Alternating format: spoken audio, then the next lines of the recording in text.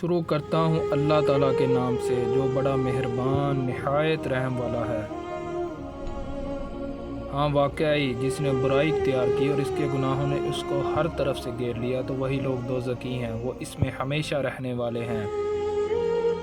اور جو لوگ ایمان لائے اور انہوں نے نیک عمل کیے تو وہی لوگ جنتی ہیں، وہ اس میں ہمیشہ رہنے والے ہیں۔ اور یاد کرو جب ہم نے اولاد یعقوب سے پختہ وعدہ لیا کہ اللہ کے سوا کسی اور کی عبادت نہ کرنا اور ماں باپ کے ساتھ اچھا سلوک کرنا اور قرابت داروں اور یتیموں اور محتاجوں کے ساتھ بھی بھلائی کرنا اور عام لوگوں سے بھی نرمی اور خوش خلقی کے ساتھ نیکی کی بات کہنا اور نماز قائم رکھنا، زکوٰۃ دیتے رہنا، پھر تم میں سے چند لوگوں کے سوا سارے اس عہد سے روبرداں ہو گئے اور تم حق سے گریز ہی کرنے والے ہو۔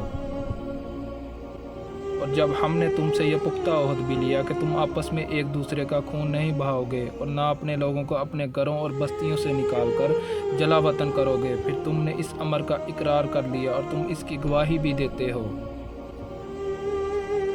پھر تم ہی وہ لوگ ہو کہ اپنوں کو قتل کر رہے ہو، اپنے ہی ایک گروہ کو ان کے وطن سے باہر نکال رہے ہو اور ان کے خلاف گناہ اور زیادتی کے ساتھ ان کے دشمنوں کی بھی مدد کرتے ہو، اور اگر وہ قیدی ہو کر تمہارے پاس آ جائیں تو ان کا فدیہ دے کر چھڑا لیتے ہو تاکہ وہ تمہارے احسان مند رہیں، حالانکہ ان کا وطن سے نکالا جانا بھی تم پر حرام کر دیا گیا تھا۔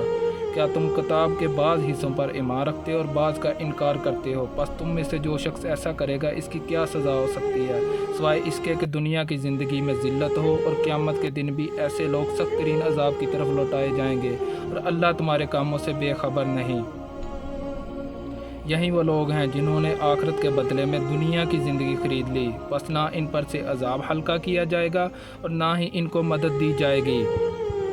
اور بے شک ہم نے موسیٰ علیہ السلام کو کتاب تورات عطا کی اور ان کے بعد ہم نے پے در پے بہت سے پیغمبر بھیجے، اور ہم نے مریم علیہ السلام کے فرزند عیسیٰ علیہ السلام کو بھی روشن نشانیاں عطا کی،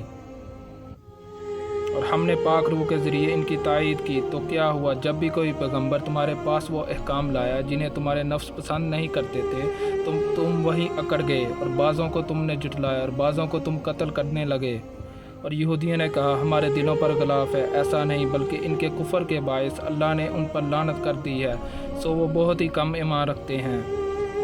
اور جب ان کے پاس اللہ کی طرف سے وہ کتاب قرآن آئی جو اس کتاب تورات کی تصدیق کرنے والی ہے جو ان کے پاس موجود تھی، حالانکہ اس سے پہلے وہ خود نبی صلی اللہ علیہ وآلہ وسلم اور ان پر اترنے والی کتاب قرآن کے وسیلے سے کافروں پر فتح یابی کی دعا مانگتے تھے، سو جب ان کے پاس وہی نبی حضرت محمد صلی اللہ علیہ وآلہ وسلم تشریف لے آئے جسے وہ پہلے ہی سے پہچانتے تھے تو اسی کے منکر ہو گئے، پس ایسے انکار کرنے والوں پر اللہ کی لعنت ہے۔